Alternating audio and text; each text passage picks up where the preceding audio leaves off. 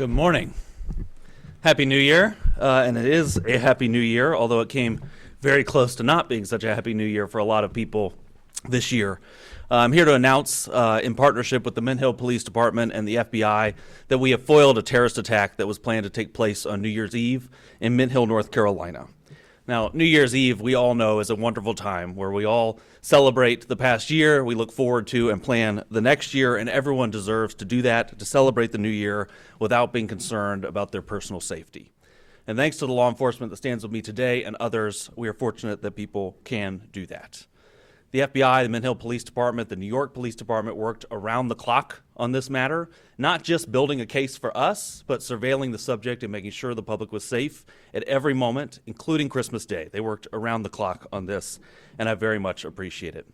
The defendant here lived in Mint Hill. The planned attack was to take place in Mint Hill. I want to thank Chief Joe Hatley of the Mint Hill Police Department for being with me here today and for your work over the holidays, Chief. I really appreciate it. I'm sure you know Jim Barnacle by now. He's the special agent in charge of the FBI for North Carolina. The FBI worked tirelessly on this case, and I can't thank you enough for that. FBI agents spent their Christmas Day surveilling a subject so that families in Charlotte and Mint Hill and Western North Carolina could spend their day celebrating with their families, and I'm very thankful for that. That is true public service. If you see a police officer or an FBI agent, please thank them for spending their holidays on this so that we all could spend our holidays with our families. I also want to thank the prosecutors in my office who also worked over the holidays getting a search warrant and an arrest warrant and making sure that the public was safe and that this terrorist attack was foiled. The defendant here is an 18-year-old named Christian Sturtevant. He has been planning this attack for about a year, but he's been planning an attack for far longer than that. He was planning this attack in support of ISIS, and we have charged him with attempting to provide material support to a foreign terrorist organization, that organization being, of course, ISIS. Now, this is still very much an active investigation. We had to act quickly here to protect the public. So we are light on details, but we'll tell you as much as we can. And Mr. Barnacle will probably tell you more than I will about those charges, but I thought I would give you an overview of what's in the federal complaint and the charges that we charged. So Mr. Sturtevant started on the internet. He started reading ISIS material, started going to ISIS websites, making TikTok videos, and eventually reached out to what he thought was a member of ISIS. In reality, was an undercover agent with NYPD in New York.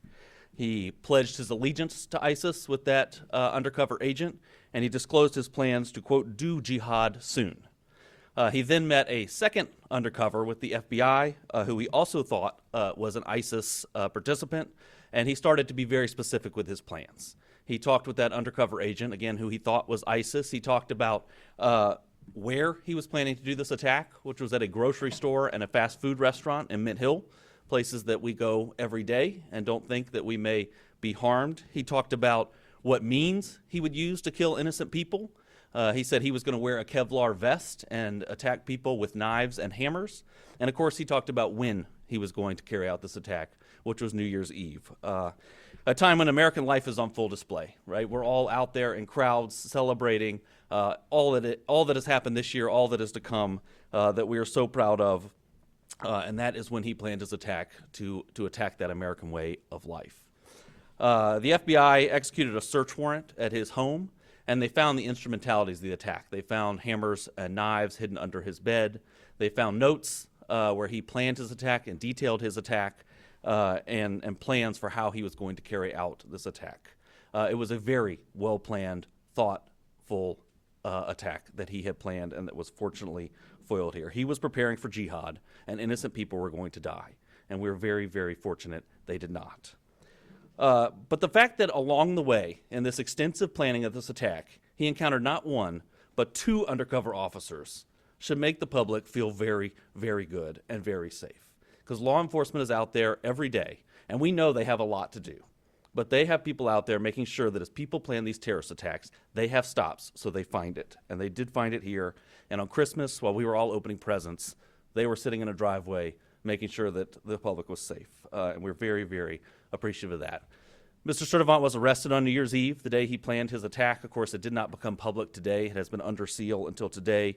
He made his initial appearance in federal court this morning, about an hour ago, and this case is now moving through the judicial process. So he will have a preliminary hearing After that, in a detention hearing, and of course we will seek that he remain detained, but that's up to a federal judge on that issue.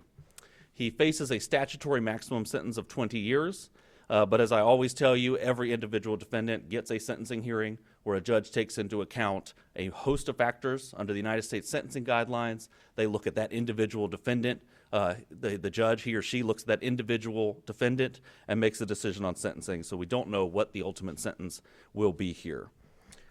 Originally, and I think it is notable, as part of their efforts, the FBI took Mr. Sturtevant to a state magistrate judge to try to have him involuntarily committed. And that was because he had threatened not only other people's lives, but in the process said that he planned to die by a policeman shooting him. So he had threatened other people's lives and self-harm, but the state magistrate judge denied involuntary commitment. Fortunately, the FBI did not give up then and continued to build a federal case and get the evidence they needed to charge him and detain him and keep everyone safe on New Year's Eve. And I'm very, very thankful for that because countless lives were saved here. On New Year's Eve, everyone is at the grocery store. We're all buying the things we need to celebrate, and we could have had a significant loss of life and significant injury here. So we will be here at the federal level dedicated to making sure the public is safe like we were in this case. And I know that there's a lot that goes on behind the scenes that's never public for investigative reasons, and it's very it brings me satisfaction to be able to tell the public what law enforcement is doing when you don't know it and what's going on behind the scenes to keep everyone safe. So with that, I will turn it over to Special Agent in Charge Barnacle, who could tell you a little bit more about the details. Thank you, Mr. Ferguson, and thank you, Chief Hatley from the Mint Hill Police Department for your partnership in this investigation. My name is James Barnacle. I am the Special Agent in charge of the FBI here in North Carolina. Christian Sturtevant pledged his loyalty to ISIS and committed himself to killing Americans on New Year's Eve. This investigation unfolded quickly. From the moment the FBI was notified of a potential threat of a terrorist-inspired attack in North Carolina, we went all hands on deck. We assessed the credibility of the threat. The investigation lasted about 2 weeks, included numerous investigative techniques, partnerships with law enforcement agencies, and cooperation from the American public. This Christmas, the FBI and our partners worked to protect the American people. We did not let up until Sturtevant was safely in handcuffs. FBI special agents arrested him on December 31st as he was being released from a local medical facility. On Monday night, as Russ just said, the FBI's evidence response team conducted a search, an authorized search, at his home and on his cellular phone. What we found was a manifesto, which the federal complaint alleges contained detailed plans to execute a massacre on New Year's Eve as people shop, for the holidays. Without the swift action of the FBI Joint Terrorism Task Force, New York City Police Department, the Mint Hill Police Department, and our partners at the United States Attorney's Office for the Western District of North Carolina, we could be announcing a national tragedy. Instead, a terrorist attack was thwarted. Give a little background on Sturtevant. He's a U.S. citizen. He turned 18 in December of 2025. The JTTF collected evidence showing he turned his back on his country and his fellow citizens by pledging allegiance to ISIS with the intent of becoming a martyr. We allege Sturtevant was willing to sacrifice himself by committing a terrorist attack using knives and a hammer to support the murder, torture, and extreme violence that ISIS represents. We didn't just learn about him a few weeks ago.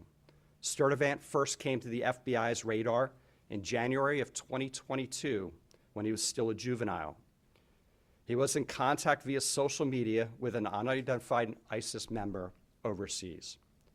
Sturtevant received direction from this unidentified ISIS member to dress in all black, knock on people's doors, and attack them with a hammer. In fact, Sturtevant did dress in all black. He left his house with a hammer, and fortunately, his family stepped in. Sturtevant, no charges were filed at that time. He was referred for psychological care, and he underwent psychological care, of which I don't know the details. The FBI was told he no longer had access to social media. On December 18th, a week prior to Christmas, the Charlotte field office learned it wasn't true that he was now back on social media. After several FBI offices around this country and the New York Police Department alerted the Charlotte JTTF of a TikTok account username, Abu Bakr al-Amerki, who made multiple posts in support of ISIS.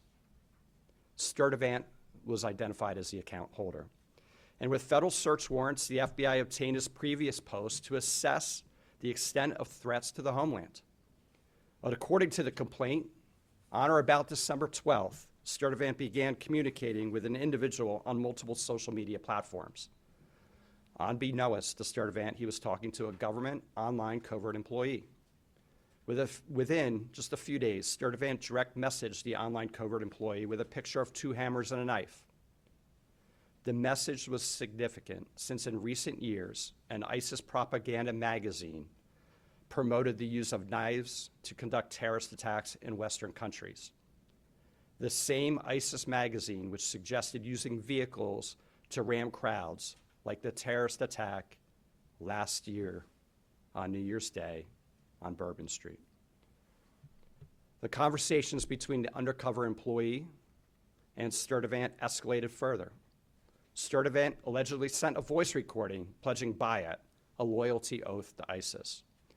And on December 20th, the direct messaging allegedly showed Sturtevant asking for help getting firearms, specifically weapons, guns, to carry out the terrorist attack at a food market here in Charlotte area. Thankfully, that did not occur. This investigation was conducted by several FBI field offices, the FBI Joint Terrorism Task Force, which includes the following members: the Charlotte Mecklenburg Police Department, the Matthews Police Department, the Monroe Police Department, the Bureau of Alcohol, Tobacco, Firearms, and Explosives, the United States Customs and Border Protection, the Federal Air Marshal Service, Homeland Security Investigations, Internal Revenue Service, IRS-CI, the United States Postal Inspection Service, U.S. Citizenship and Immigration Services. Also, the NYPD, the FBI New York JTTF, the FBI Columbia Division, and the Mint Hill Police Department were instrumental in thwarting this attack. And of course, alongside our partners at the U.S. Attorney's Office in the Western District of North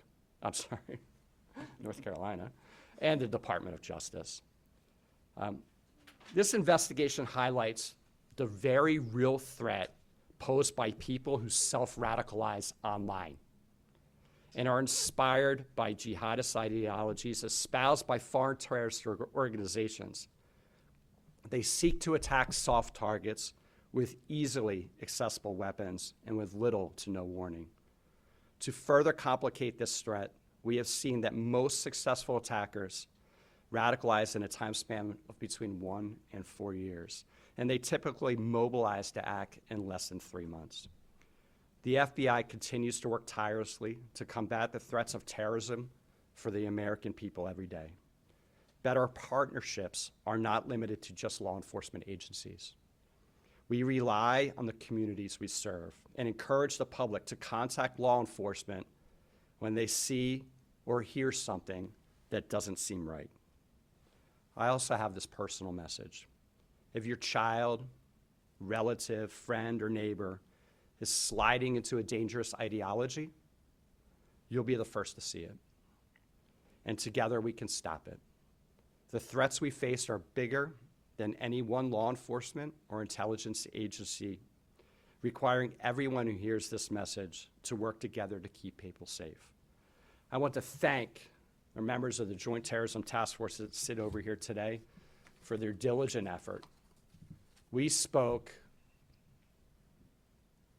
I can't tell you the number of hours, and this is not an attaboy to the FBI or our partners. They worked nonstop for about 14 days, 24/7, digging through everything we had and keeping surveillance on this subject so we could intervene if he were to potentially attack. Through Christmas, Christmas Eve, every single day, all weekend. So thank you for your commitment to keeping America safe. With that, turn it over to Mr. Ferguson for any questions you may have. Well, thank you. And let me reiterate my thanks to the Joint Terrorism Task Force, to the Mint Hill Police Department, and of course to the prosecutors in my office who worked on this. So, Jennifer, yeah. From Special News, North Carolina.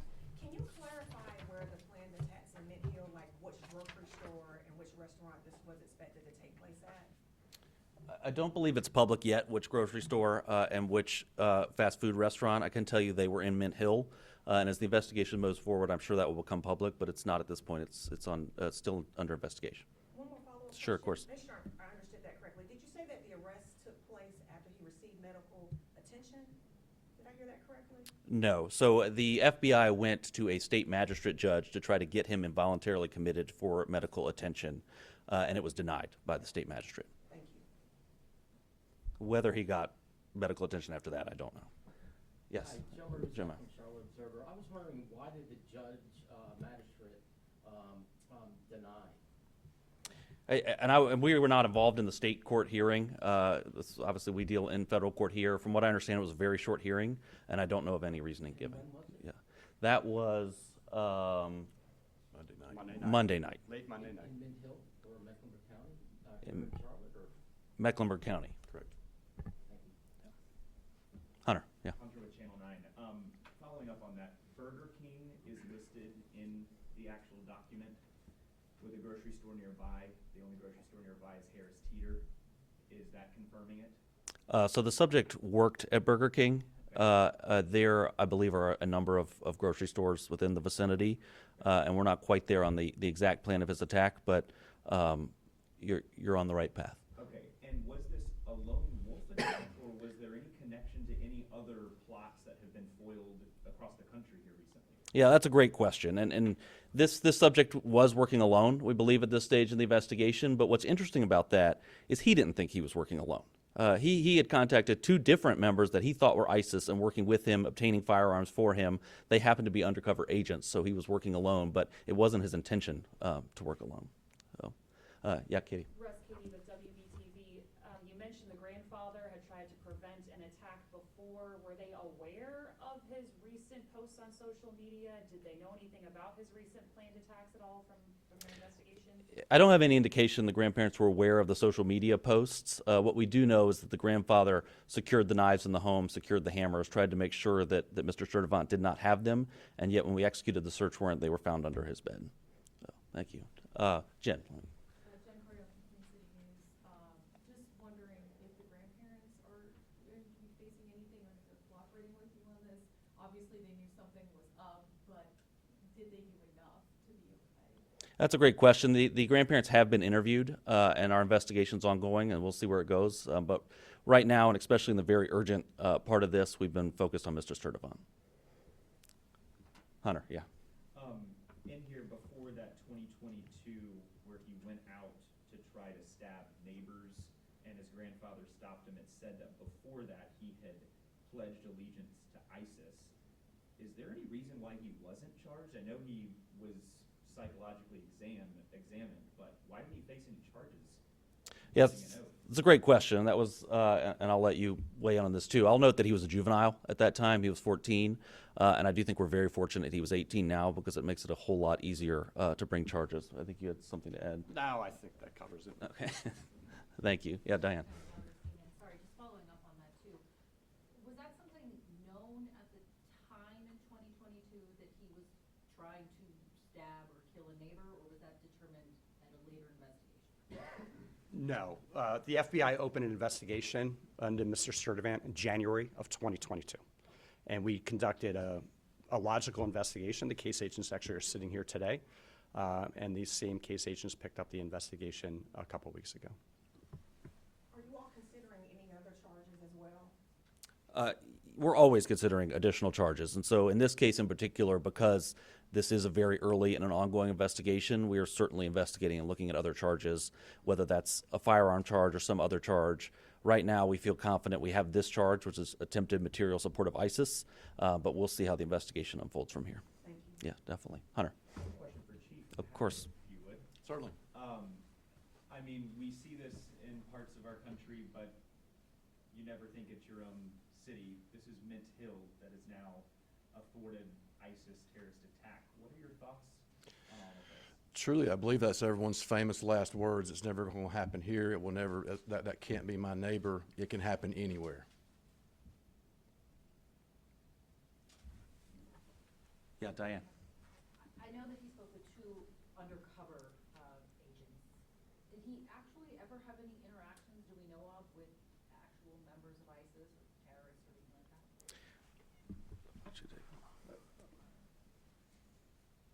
He was a prolific poster in social media, and he also went into various social media chat rooms and engaged with other people. We are leaving no stone unturned here. Our investigation is not over at all. We are looking to find out if there are any associates, if there are any friends, if there are any people he were working with, whether it's domestically here in the United States or overseas. We have ruled out additional threats from him in the United States. We are communicating with domestic and international partners for potential other avenues of investigation. Russ, Katie, Yeah, Katie. again, we just saw that forwarded attack in Seattle as well. Should we be concerned about this becoming a persistent problem in the Western District of North Carolina? I sure hope not. I mean, I think that we should feel comfort that the FBI was there and that this defendant not only encountered one undercover agent, but encountered two, one with NYPD and one with the FBI, which I think shows you what's going on behind the scenes to protect the public. Of course, everyone should be vigilant. We all know the adage, if you see something, say something, which seems kind of ridiculous at this point, but it remains true. It's little things that sometimes bring these things to the attention of law enforcement, so I hope people will do that. And like Mr. Barnacle said, in situations like this, it's really family. It's family, and monitoring, especially your children's online presence, where this defendant was on TikTok in chat rooms communicating with people. So remain vigilant, but I think go to sleep feeling safe at night because law enforcement is there doing their job. And just one more follow-up Yeah. question. Historically, we have seen this targeting New Year's Eve events like we saw on Bourbon Street. We just finished the Truist Field celebrations. Do we know why he was targeting the grocery store chain at all, or is that not public yet? We don't know why.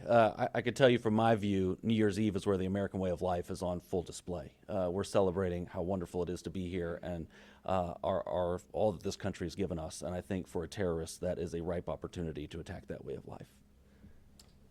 Yeah, we do have some intelligence that he was looking at a grocery store because there would be a lot of people there. He knew there would be a lot of people there grocery shopping, which is why we said that in our remarks. He was looking for a high-profile place. There's a couple grocery stores in Mint Hill. He wasn't set on just one. He was looking at multiple, whichever one had the most people in it. Yeah. Anna Kane with Hey, Anna. NBC. So you mentioned that he was arrested on New Year's Eve, correct? Correct. What was the, I guess, setup for, because, I mean, if the attack was planning to happen on New Year's Eve and he was arrested, then what was the setup there to prevent that? So we had multiple plans in place to make sure he was not a free man on New Year's Eve and could not cause public harm. And so that included the seeking an involuntary hold for mental health purposes, which was denied. Ultimately, the arrest was made on New Year's Eve to make sure that he was safely behind bars on New Year's Eve. We did that by getting a criminal complaint from a magistrate judge late in the evening, a federal magistrate judge, and that's why it set up this process where that was under seal until today. He had his initial appearance. He will still get a preliminary hearing where he can put on evidence to say there was probable cause or not to detain him, and a detention hearing where a judge will decide if he should be detained pre-trial. So did you believe that the attack was hours or days away? Was there any anticipation there? So we were concerned the attack could happen at any time, and I could tell you the FBI had 24/7 surveillance on this subject, all hours of night, Christmas Day, Christmas Eve, time away from their families to make sure that the public was safe, and they were authorized to make an arrest if they needed to. If he were, if he were to leave the house with guns or knives or hammers, they were going to make a probable cause arrest. So at no point was the public in harm's way here. Yeah, Just to Jen. clarify, it was just the grandfather he stayed with at the residence? No, there were other family members at the residence as well. There was a grandmother and I think some siblings and some other family there. I also note that it says his grandfather is a Christian minister in Charlotte. Is there any reason to believe that his family members were also in I could tell you from his notes, he was targeting Jews, Christians, and LGBTQ individuals, and so you can infer from that that his family was in harm's way. I think that's a safe assumption, but it is an assumption. So, yeah, Hunter. Special Agent Barnacle, I know you have been investigating, your office have been investigating him since 2022, but with this recent incident here, or thwarted attack, was it that undercover NYPD officer that really blew all of this up for this latest case and put him back on y'all's radar? Yeah, so let me clarify. When we opened the case in January 2022, we conducted a logical investigation. Once he was seeking mental health services and he was no longer on social media, we closed our investigation. So he was off of our radar. In December, we had contact from FBI field offices, two different offices, well, three FBI field offices, as well as the NYPD undercover. Kind of simultaneous. I'm not sure which came in first, but certainly the NYPD undercover had the most information, the most facts. I think one of our FBI offices came in first. We got that information. We started working and we opened an investigation. But once we started talking to NYPD and the New York JTTF, we went full steam ahead. And this is a very compressed timeline. I want to say the FBI Washington field office reached out to us at night, and then the following morning we had that call with NYPD. Can you just speak to what you can, how difficult this is to pull this off and thwart an attack like this? Well, the FBI deals with threats every single day. Here in North Carolina, we get hundreds of viable or credible threats to life. And so our agents are really good at mitigating those threats, figuring out if they're credible and if the subject is capable of carrying out that threat. And so we go out and we do an investigation, a logical investigation. We often work with local police departments, and we go out and interview the person that posted different things. This one was different because this one was not only credible, but investigation revealed that the subject was capable of executing this attack. He was training, he was doing push-ups, calisthenics, fitness. He had stolen both of those knives. He hid them in his residence. His family had actively hid knives and weapons from him. He hid them. He wrote a manifest. He stole 2 hammers out of the storage shed and hid them in his house. He reached out to an undercover and requested guns. So all the different things are lining up that, when your hair stands up on the back of your neck, that's not enough to charge. We still got to conduct an investigation. We still have to work with the U.S. attorney and prosecutors, and we still have to have a federal judge agree that there's probable cause to charge. These things are hard to do, but this is what we do. Chief, I have a question for you, if you don't mind. What is your message to the people of Mint Hill today? Again, you guys have been going through a lot within your own department, but what is your message to the community of Mint Hill today?